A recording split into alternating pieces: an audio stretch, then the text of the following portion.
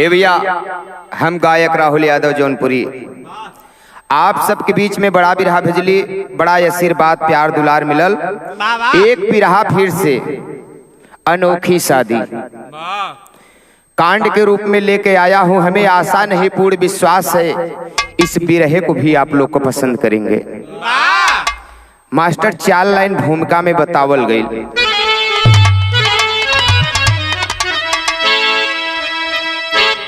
कि बंदिश नहीं था कभी प्रेम में,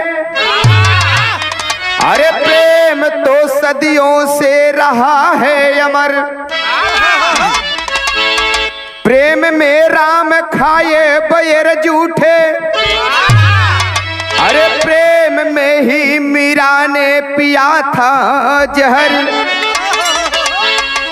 अरे साग में प्रेम लिपटा समझ कर हरी, अरे खा गए पितुरी घर जाकर खुशी से।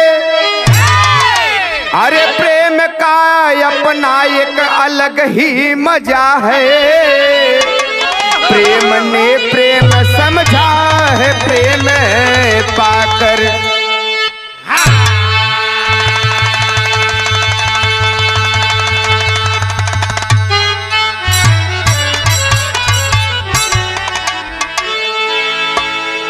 प्रेम भैया कई प्रकार के होला, भाई बहन में भी होला, माई बाप में भी होता है, और आजकल तो बॉयफ्रेंड और गर्लफ्रेंड में भी होता है। लेकिन ई कैसन प्रेम हो, एक लाइन कवि जी यहाँ गजल लिखत हैं।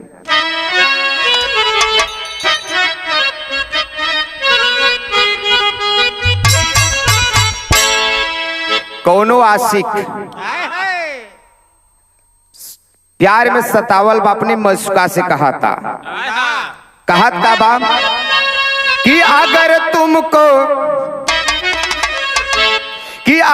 तुमको मुझसे मोहब्बत नहीं है,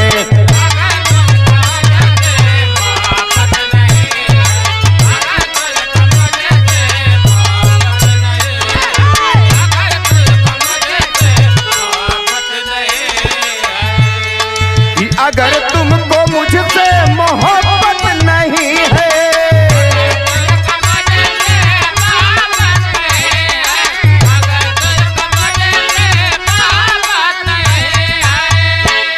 कि अगर तुमको मुझसे मोहब्बत नहीं है, तब वो प्रेमी कहले से कि हमें भी तुम्हारी जरूरत नहीं है।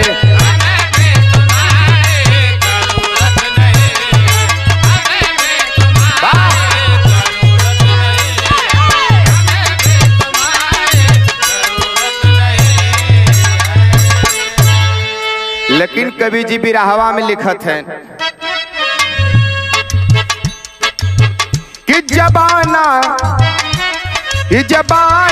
दीवानों का दुश्मन रहा है।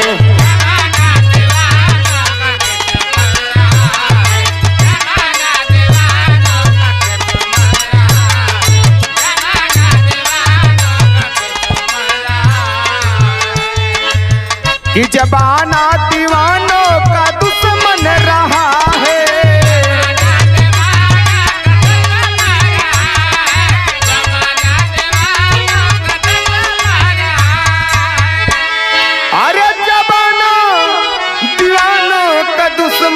रहा है, अरे जुल्म सितम लाखों इसने सहा है।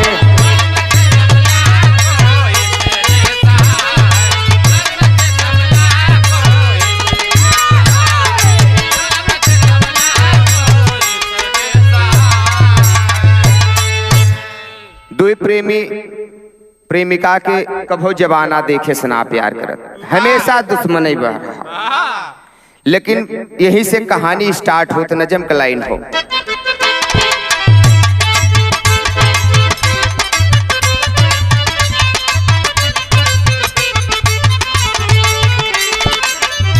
कि प्यार के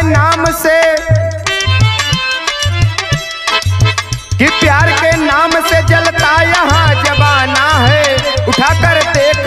इतिहास में फसाना है।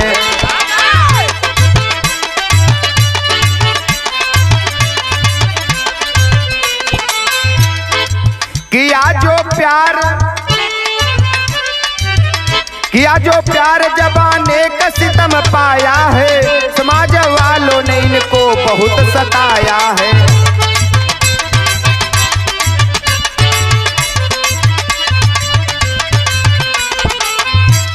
कहानी मिलत कहाँ से हो कि गौरा थाना जिला बस्ती श्रीमान बड़ा, जहाँ सोनू सीमा का प्यार है परवान चढ़ा।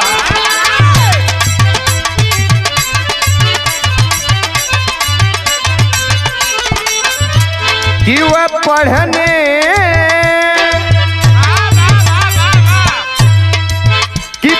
जाती सखियों के शहर शहर बस्ती में, ख्वाब लेकर के यह डूबी है यह कश्ती में।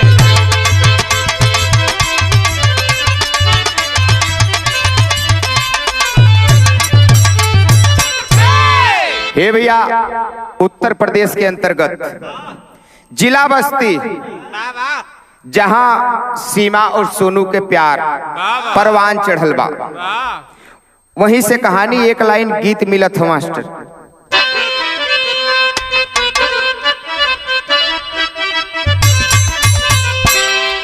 कि गाज भर के गुजारिया गजब करे हो।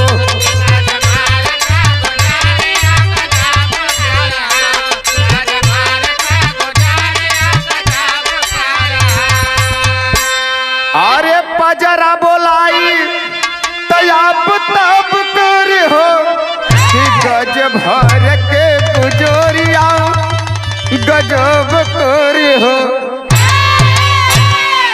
लेकिन जौनी समय सीमा इंटर पास करत हो, वही समय जब जाए के शहर बस्ती में नाम लिखावत हो बीएससी में, तो माई बाबू समझावत है अपनी बिटिया के। क्या कहत है? यह कहत है कि माई बाबू के दुलारी सीमा प्यारी बिटिया।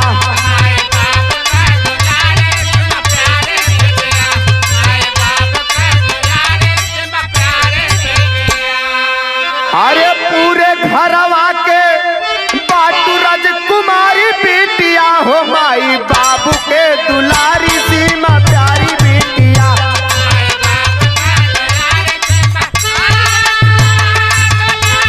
बारे भैया वाह।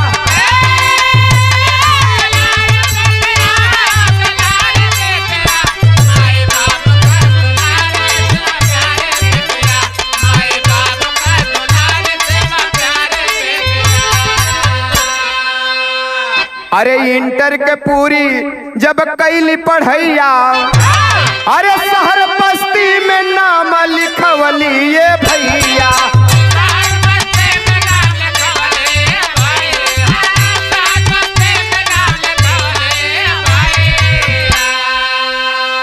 अरे अनुपम छटा छवि न्यारी बेटिया, माई बाबू के दुलारी सीमा प्यारी बेटिया।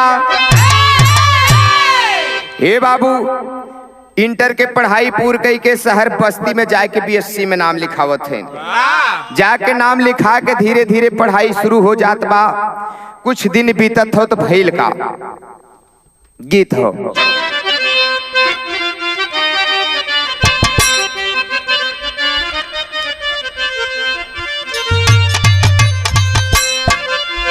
कौनो सहेली ससुरा से नैहरे गइल बा, तो कुछ सहेली पूछत है इनकारे सखी कैसे रात कटल, तो सखी उ बतावत हो।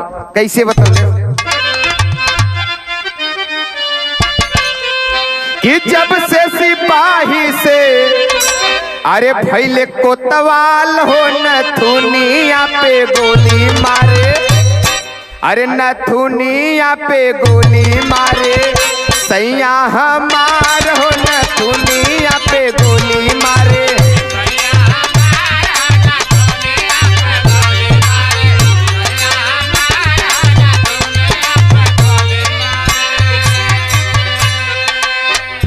लेकिन आज जब सीमा बीएससी में नाम लिखाए सखी साथे पढ़े जात हो तो भइल का कि बस्ती सहरिया में नमवा लिखाई हो सहेली संगे जाली रोज करेली पढ़ाई हो सहेली संगे जाली रोज।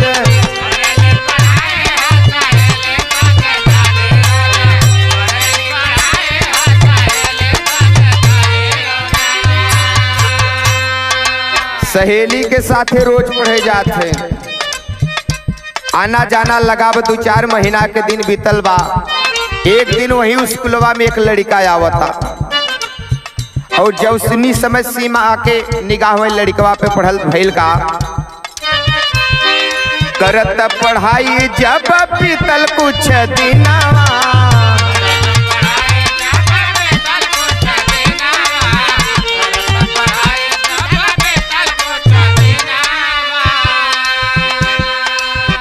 चोरी चोरी सोनुआ से लड़ी गनया नावा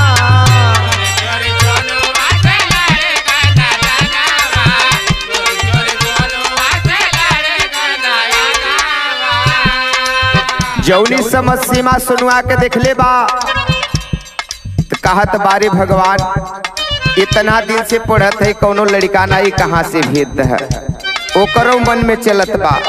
लेकिन जौनी समझ सोनुआ के निगाह सीमा के ऊपर पड़ल बा कहत हे मालिक कहाँ से बनौला लागत संडे के तो हो फुर्सत ही रहला। दोनों के मन में चलत बा भइल काम कि मनवा मयूर नाचे प्रीतम के पाई हो सहेली संगे जाली रोज करेली पढ़ाई हो सहेली संगे जाली रोज।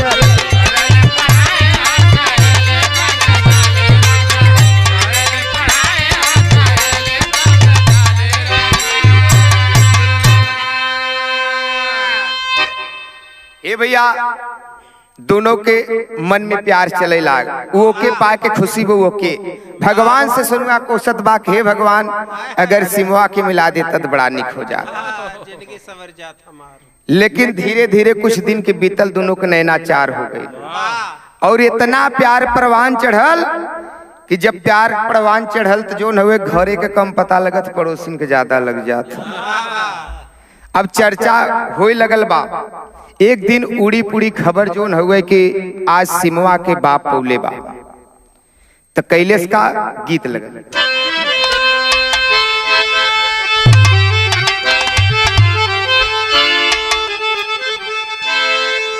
अरे बसंत अरे उड़ैला करतीर मोरी कि देहिया भइल बा अरे पिया रहा रतीरे मोरी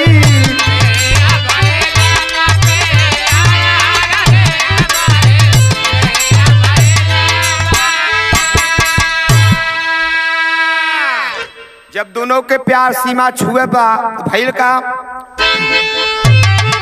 अरे दुनिया जहन्नमा में अरे सोर भइले होयन के प्रेमवा के चर्चा अरे चहुओर भइले होयन के।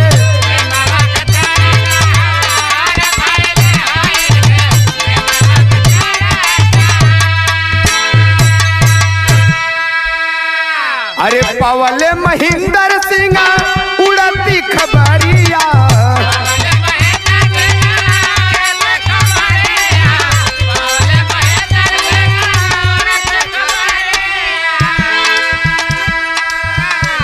और क्रोधवा में लाल भैली ओनकर पुतरिया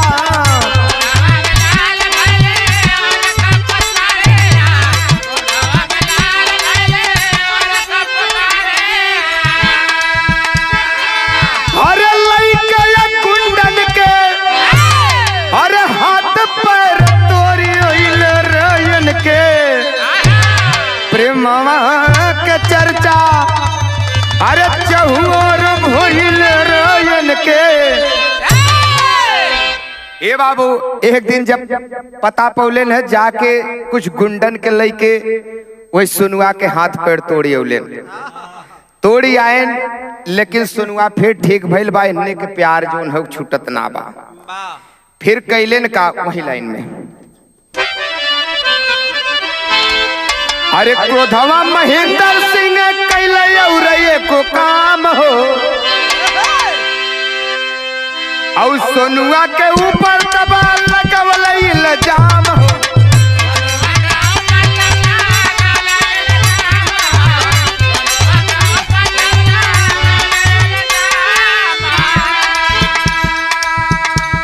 अरे लइके पुलिस वाले अरे सोनुआ के जेल कोइले रे इनके, अरे प्रेमावा के चर्चा अरे चहुओर भइले रे इनके प्रेमा।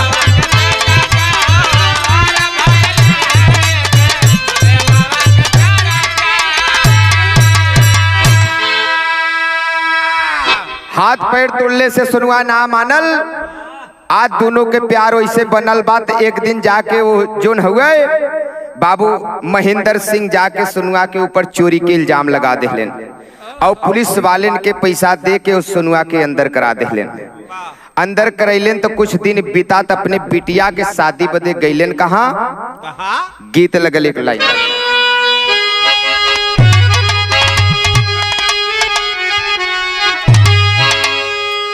अरे पिया परदसिया न भावैया नवा, अरे बिरही बनल बास जोरिया हो मोरी, उड़ी उड़ी जाले अचरिया।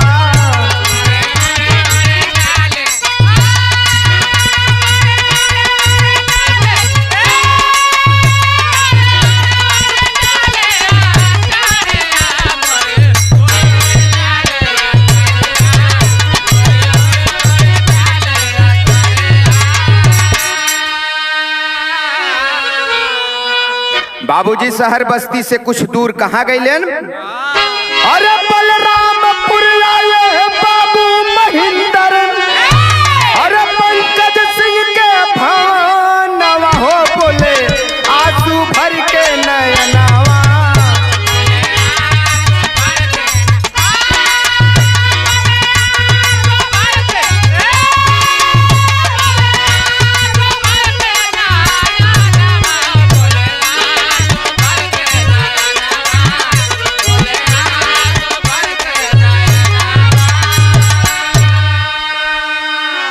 बाबू बलरामपुर गए और आंख में आंसू लेके पंकज सिंह के यहाँ जाके कहलेन, बाबू पंकज के घर यही हो?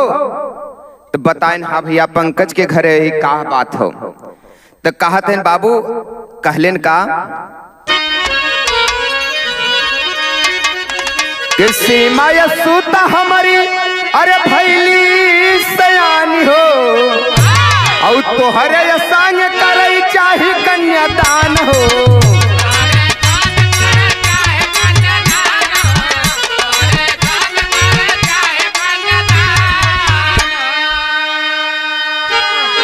कहा थे कि हमार सीमा बिटिया सियान हो गई बा, वही के शादी तोहरे साथी करे चाहते।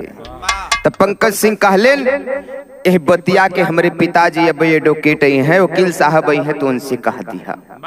तो भैल का अरे पूरा करा हमारा रमानवा हो बोले आंसू भर के नयनवा।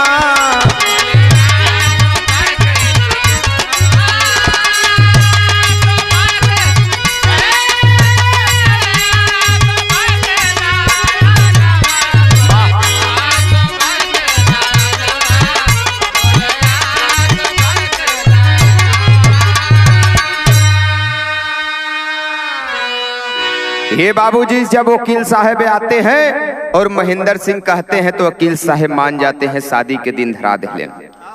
जिस समय बारात सच के चलती है तो इस समय के भाव मिलल मास्टर टेरी में।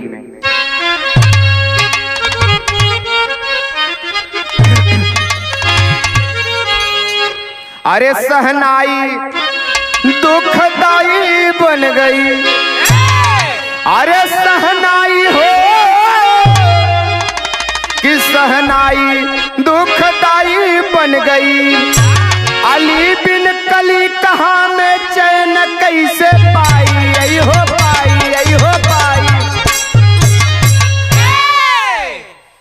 सहनाई भी दुखदाई बन गई। अली बिन कली जहां में कैसे चैन पाई। तिहा छंद लगत हो जो इस समय बारात चलल बा।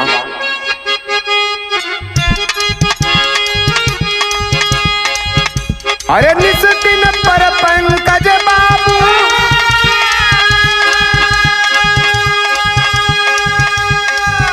अरे लई के मन में हर्ष पा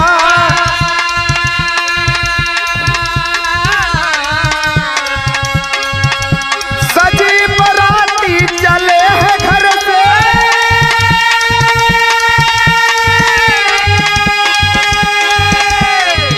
अरे आए हैं ठाकुर के द्वार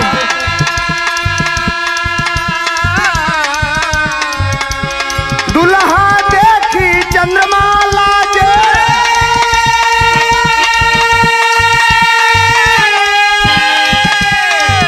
होने लगा है मंगलचार। अरे भोरवे में जब हुई विदाई, भोरवे में जब हुई विदाई सीमा रोवे नैनन धार।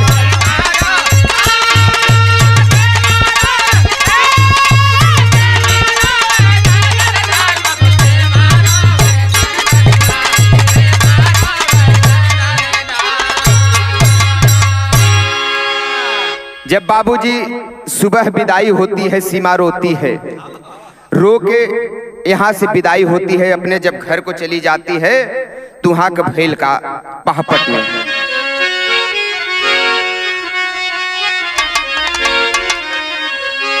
अरे हुई विदाई सीमा करे रुदनवा छतिया फाटेला। अब न होई है प्रीतम कई दर्शनवा छतिया फाटेला।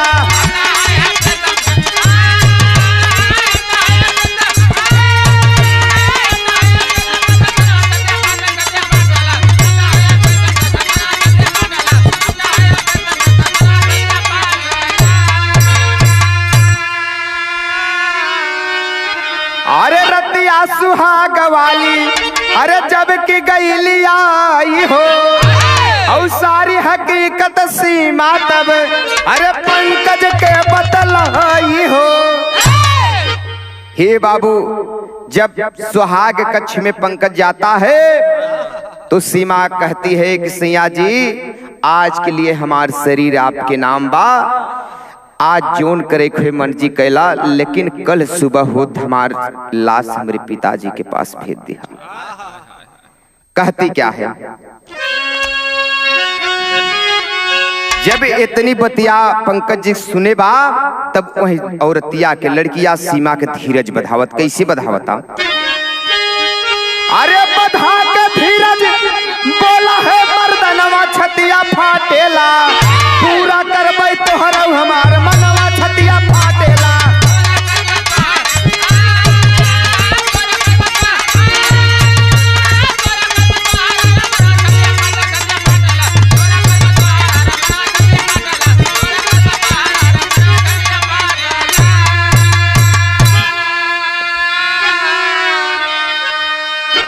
पंकज सिंह जब सीमा हकीकत बता देती है, पंकज सिंह कहता है कोई बात नहीं है, उस लड़के का फोटो हो तो दिखा दो, या तो वो लड़का कहाँ का है मुझे बता दो, मैं वहां से दुल्हन बना के लाया हूं तो यहाँ से फिर मैं तुम्हारी विदा करा दूंगा। और जाता है अपने बाप वकील साहब से रात में कहता क्या है, आल्हा में प्रमाण मिले।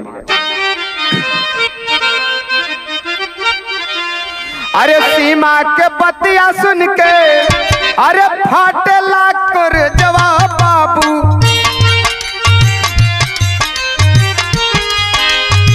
अरे बाहर आके बाबू से अपना है पिलखा।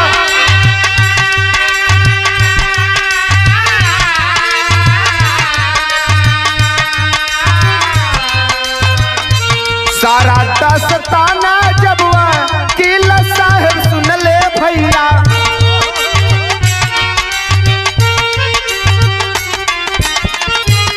अरे सोनुआ तुरंत ही दिहले पुनवा हो लगा।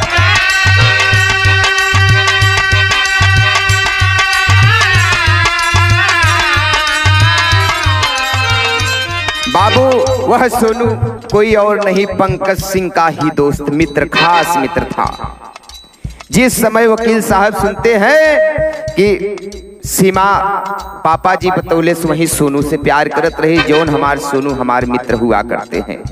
आज वह जब मैंने शादी का कार्ड भिजवाया पापा, तो अपना बीमारी का बहाना बताकर मेरे शादी में नहीं आया।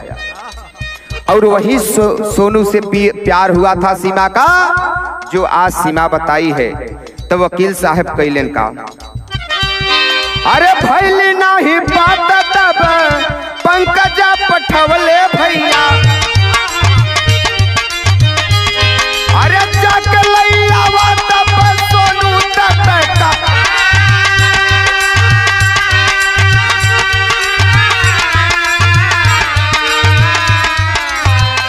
अरे करबै समान से तब हमहू विदैया भैया, अरे बिटिया बना के तब करब कन्यादान,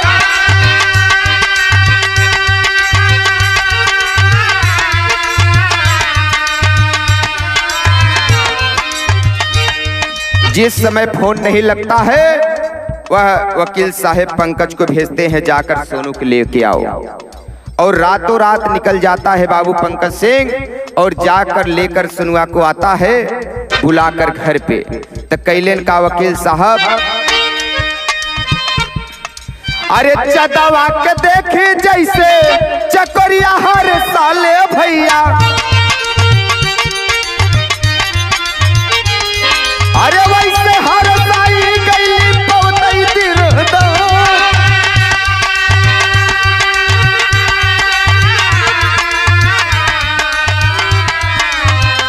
सोनुआ के संगा सीमा भैली विदैया भैया, अरे उजड़ल चमनवा फिर से भैले गुलजा,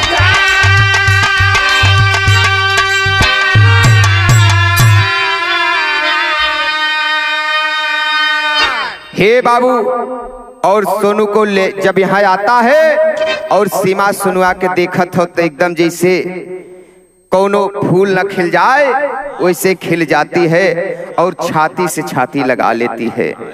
और वकील साहब वही सिंदूर मंगाकर और दोनों के शादी कराकर और फिर अपने घर से बेटी बनाकर विदा करते हैं। लेकिन जौनी समझ सोनुआ सीमा के लेके चलल बात, अपने मित्र दोस्त पंकज से एक बात कहत खड़ी में,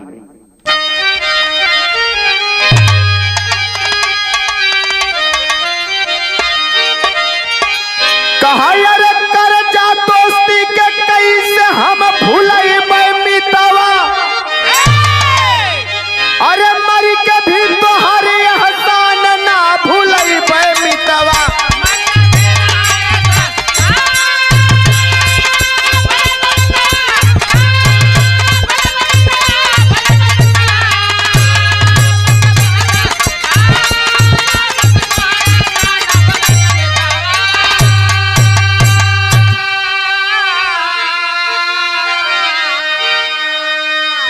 जाके अपने मित्र को गले से लगा लेता है, कहता है मित्र ये एहसान मैं कहां भुलाऊंगा।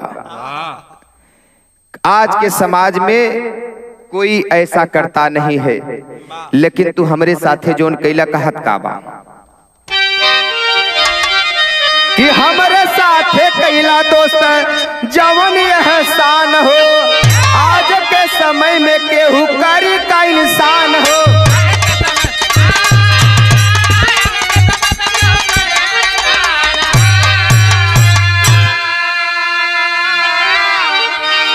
अरे दई के जीवन अपन दोस्ती निभाई मितवा, तंदर के भी एहसान ना भूलई मितवा,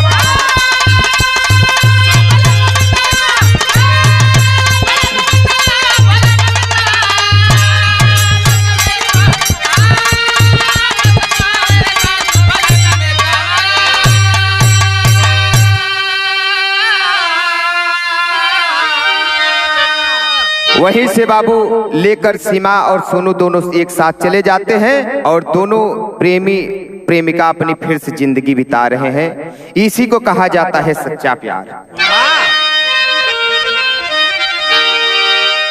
कि गुरु बिहारी गुरु गणेश गुरु रामलाल गुणकारी। अरे बच्चन कहते कभी चंद